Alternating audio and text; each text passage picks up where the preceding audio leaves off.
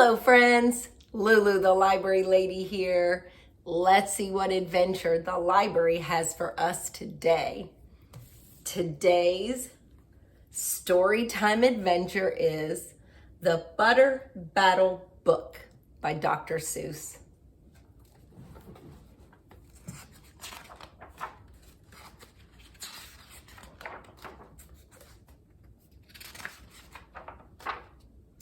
On the last day of summer, 10 hours before fall,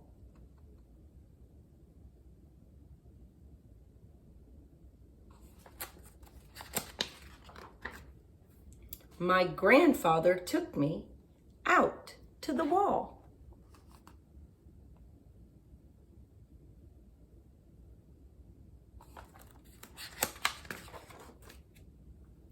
For a while he stood silent, then finally he said, with a very sad shake of his very old head, "As you know, on this side of the wall, we are Yooks.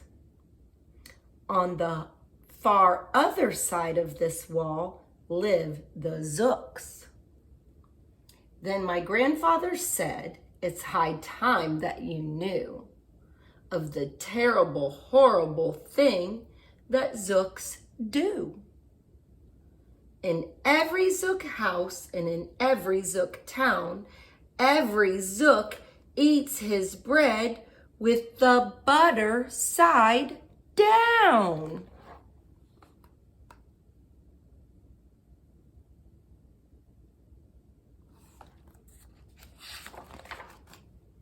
But we Yooks, as you know, when we breakfast or sup, spread our bread, Grandpa said, with the butter side up.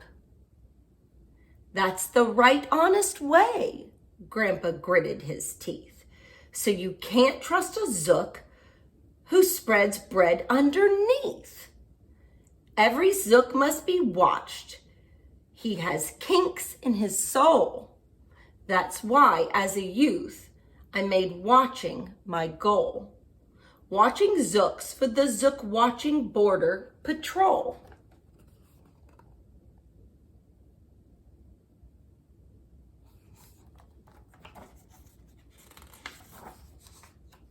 In those days, of course, the wall wasn't so high, and I could look any Zook square in the eye. If he dared to come close, I could give him a twitch with my tough-tufted, prickly, snick-berried switch.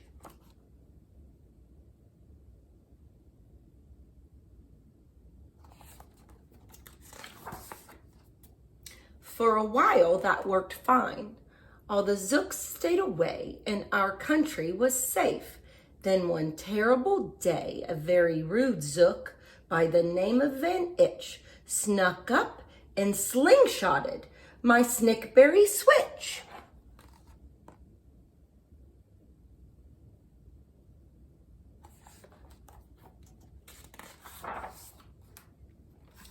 With my broken off switch, with my head hung in shame, to the chief Yookaroo in great sorrow I came.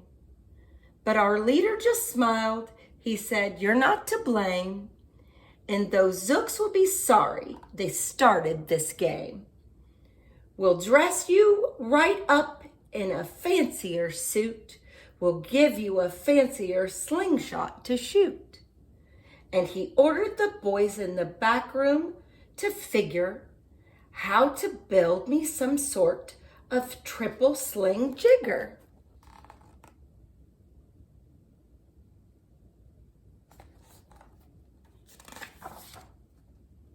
With my triple sling jigger, I sure felt much bigger. I marched to the wall with great vim and great vigor, right up to Van Itch with my hand on the trigger. "I'll have no more nonsense," I said with a frown, "from Zooks who eat bread with the butter side down." Van Itch looked quite sickly. He ran off quite quickly.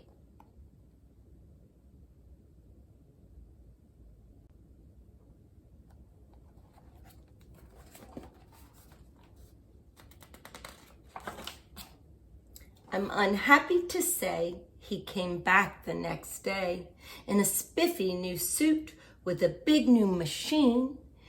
And he snarled as he said, looking frightfully mean, "You may fling those hard rocks with your triple sling jigger, but I also now have my hand on a trigger. My wonderful weapon, the jigger rock snatch 'em. We'll fling 'em right back just as quick as we catch 'em. We'll have no more nonsense. We'll take no more gup from you yooks who eat bread with the butter side up."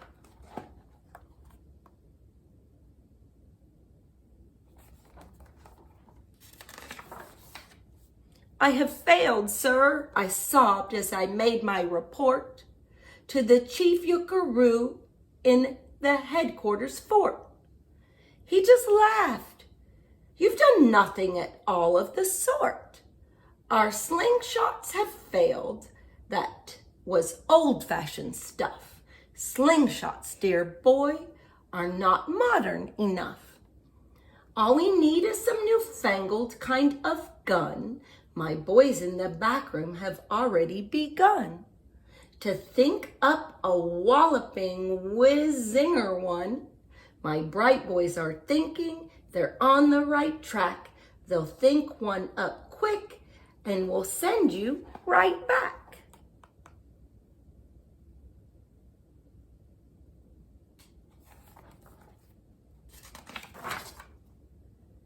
They thought up a great one, they certainly did.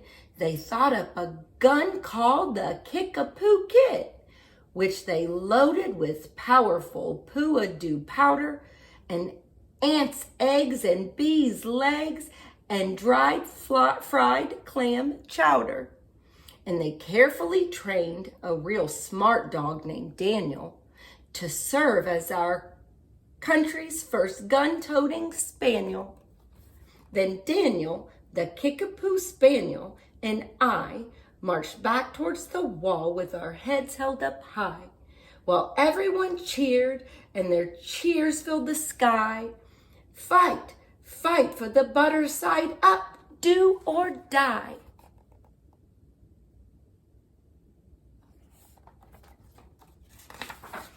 Well, we didn't do, and we didn't quite die, but we sure did get worsted, poor Daniel and I. Then Itch was there too, and he said, the old pig, "The boys in my back room invented this rig, called the 8-nozzle elephant-toted boom blitz. It shoots high explosive sour cherry stone pits, and will put your dumb Kickapoo Kid on the fritz." Poor Daniel and I were scared out of our wits.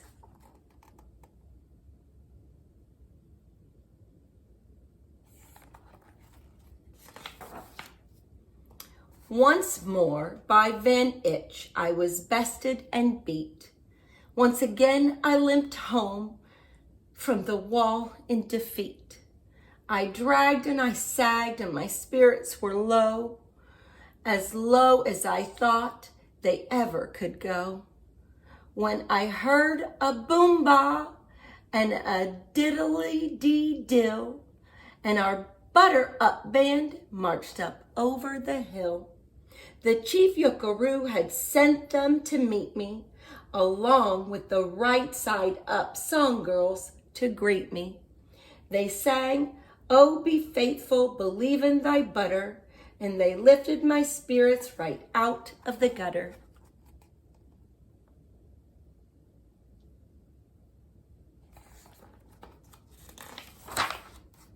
"My boy," smiled Chief Yookaroo, "we've just voted and made you a general. You've been promoted.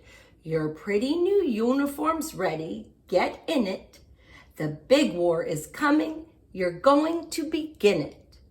And what's more, this time you are certain to win it. My boys in the back room have finally found how. Just wait till you see what they've puttered up now. In their great new machine, you'll fly over the wall and clobber those buttered down zooks one and all.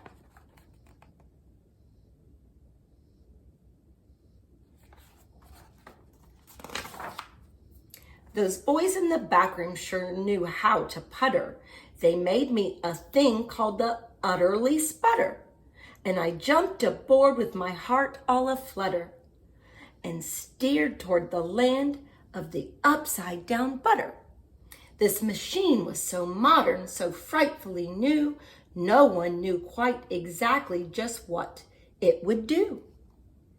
But it had several faucets that sprinkled blue goo, which somehow would sprinkle the zooks as I flew and gum up that upside down butter they chew.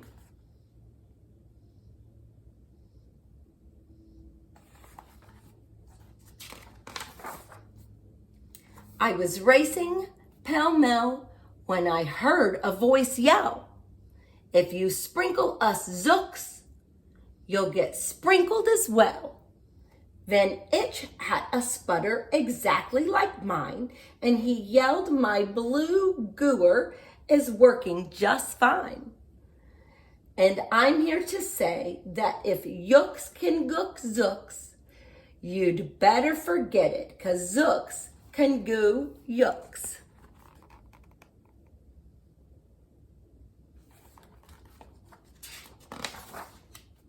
I flew right back home, and as you may have guessed, I was downright despondent, disturbed, and depressed. And I saw just as soon as I stepped back on land, so were all of the girls of the Butter-Up Band. The chief drum majorette, Miss Yuki and Sue, said that was a pretty sour flight that you flew, and the chief Yukaroo has been looking for you.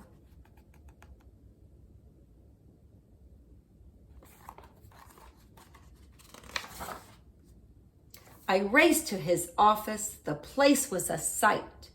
"Have no fear," said the chief. "Everything is all right. My bright backroom boys have been brighter than bright. They've thought up a gadget that's newer than new. It is filled with mysterious moo-lacka-moo and can blow all the zooks clear to Salamagoo. They've invented the Bitsy Big Boy Boomaroo. You just run to the wall like a nice little man. Drop this bomb on the zooks just as fast as you can. I have ordered all yooks to stay safe underground while the Bitsy Big Boy Boomaroo is around."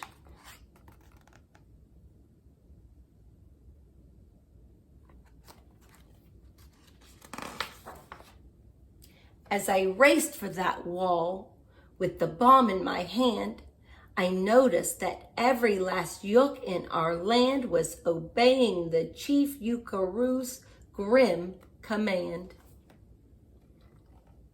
They were all bravely marching with banners aflutter down a hole for their country and right side up butter.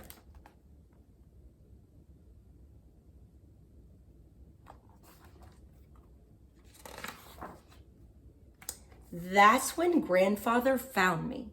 He grabbed me, he said, "You should be down that hole, and you're up here instead.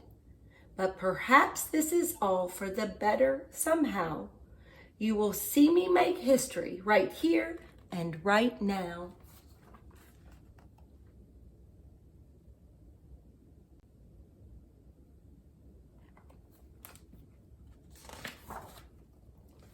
Grandpa leapt up that wall with a lupless leap, and he cleared his hoarse throat with a bopulous beep. He screamed, "Here's the end of that terrible town, full of zooks who eat bread with the butter side down." And at that very instant, we heard clup clup of feet on the wall, and old Van Itch clupped up. The boys in his back room had made him one too. In his fist was another big boy boomeroo. I'll blow you, he yelled, into pork and wheat beans. I'll butter side up you to small smithereens.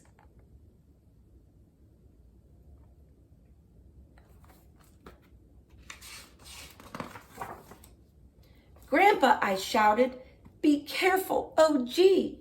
Who's going to drop it? Will you or will he? Be patient, said Grandpa. We'll see. We will see.